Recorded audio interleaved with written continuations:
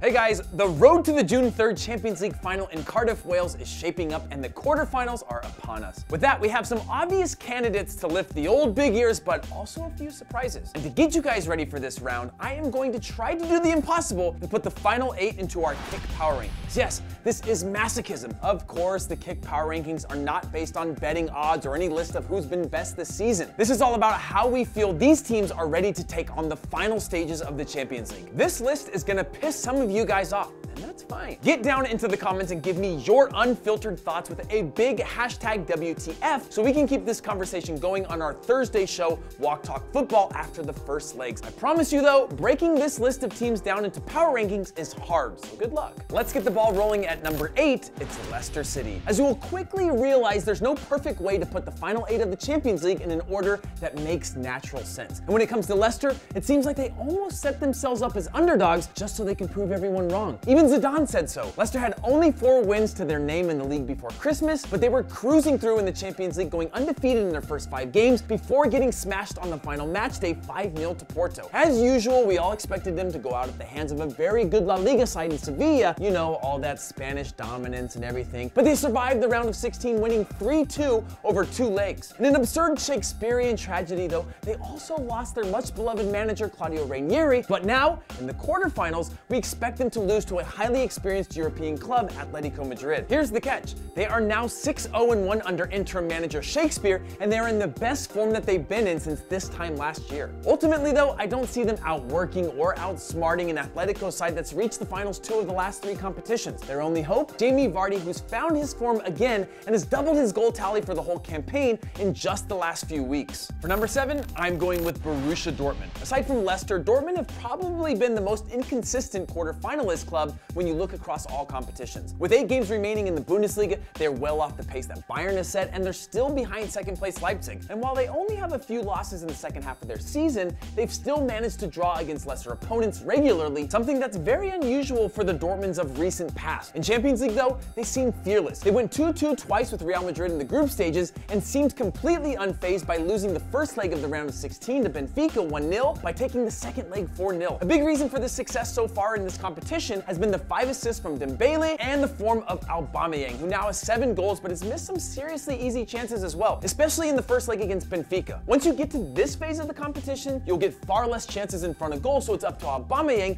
to finish the few chances that I expect him to get, and that will likely be the difference between their youthful setup and their counterpart kids from Monaco and beyond. And at number 6, and people are going to get fired up for this one because we have Barcelona. Barcelona have put together a mixed bag over the last however many months of the 16-17 campaign, but one thing is for certain, when they're on, they are really on. I'm looking at you, PSG. Messi is leading the Champions League Golden Boot race with 11 goals, and Neymar is on top of the charts in assists with 7. So why isn't Barca higher? Well, in leg 1 against PSG, we saw how vulnerable they were in the midfield and back line, and a month's rest between rounds isn't enough to fix those problems. In fact, in our La Liga and Champions League previews back in August, I said over and over again that Barcelona needed to address the back line in the transfer market, and they simply didn't do it. Barca have shot themselves in the foot multiple times in the league this year and are now forced to hope that Real Madrid slip between now and the end of the season. With control of winning the league out of their hands and a miraculous once-in-a-lifetime comeback against PSG in the round of 16, a focused Barcelona could still prove me wrong with that crazy attacking threat. So why number 6? Ultimately, Barcelona play a very high-risk style, and at the moment,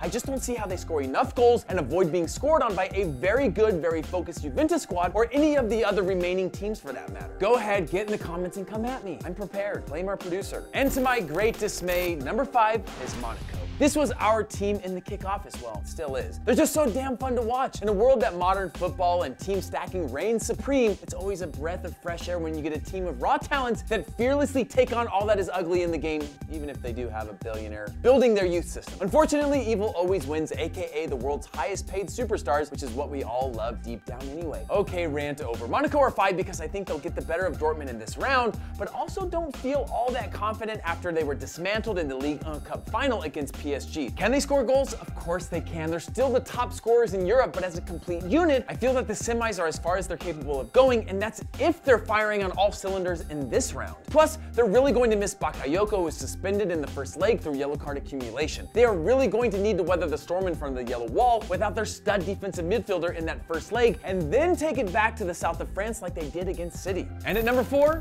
Atletico Madrid. 2 finals in the last 3 years is no easy feat, but their league campaign has been somewhat dismal compared to years past, though they've recently found their consistent form at the right time of the season. In the Champions League, it's been a different story, having topped the group over Bayern and easing past Leverkusen in the round of 16. It just seems that Atletico seem to have no issues breezing through this competition with the way Simeone sets up his team, so long as they don't have to face Real, who've gotten the better of Atleti the last 3 European tournaments, and seem to have some sort of voodoo over them. The recent run of form and consistency has seen them overtake Sevilla in the league and slide into that final automatic Champions League slot, with the team trending upwards and Griezmann and Gamero over 30 goals and 15 assists as an attacking duo. We know they can score plenty of goals. Plus, it's a Simeone side, so they'll continue to hold their own in the back, having the lowest goals against average in La Liga this season and the second lowest in the Champions League. Let's see if they can finally break their duck. On to number 3, let's go with Real Madrid. Los Galacticos. If you were to look on paper, you'd assume that Real Madrid are a shoo-in to reach the finals and win La Liga. They're one of the 2 undefeated teams left in this competition this year, and aside from 2 draws in the group stages against Dortmund, they've been cruising. They also lost only 2 times in the league, and they also had that crazy long record-breaking streak to pass Barcelona. I could easily put them top of this list, having won 2 of the last 3 tournaments, but other teams are going to be gunning for Real with unmatched motivation, and that includes their quarterfinal opponents, Bayern Munich. Their biggest weakness? Their goalkeeper. I struggle to think that Keylor Navas is actually one of the better keepers left in this competition. He just isn't, and I think up against some of the prolific attacks left in this competition, he's gonna concede a few. But,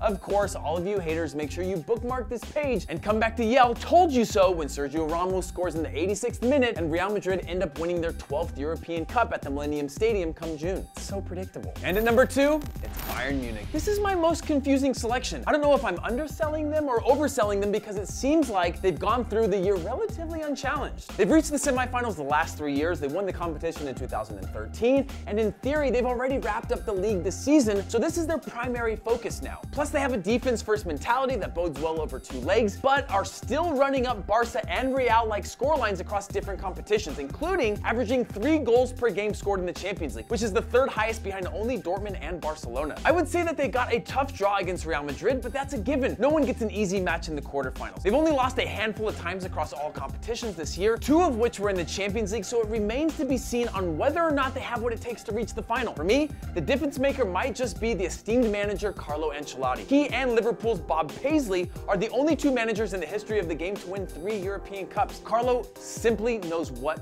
to do. And at number 1, it's Juventus. Let's get straight to the point. I just have a good feeling about this team. The old lady style of play is perfect for 2-legged affairs, plus they've got a solid cushion in the league and more depth than anyone in the competition right now across all 11 positions. They're matched up against Barcelona and carrying arguably the same firepower at this point in the season with the likes of Higuain, Dybala, Pjanic, and a far better defensive setup with Chiellini, Bonucci, and god of football Gigi Buffon. If Barcelona give up the goals like they did against PSG or some of their last matches in the league, Juve will pragmatically work their way to the semifinals. Juventus have only given up 2 goals in the competition so far, are undefeated at this point in the competition, and play the first match at home where their record is epic. I've got faith that they'll be fine even without my endorsement, and are looking primed for a legit run at their first European Cup in 21 years. So guys, that is my list. Hate it or love it, I stand by it. Now, hit up that WTF hashtag in the comments and come at me. I will respond on our next Walk Talk Football. Follow, like, and subscribe, and we'll see you guys later.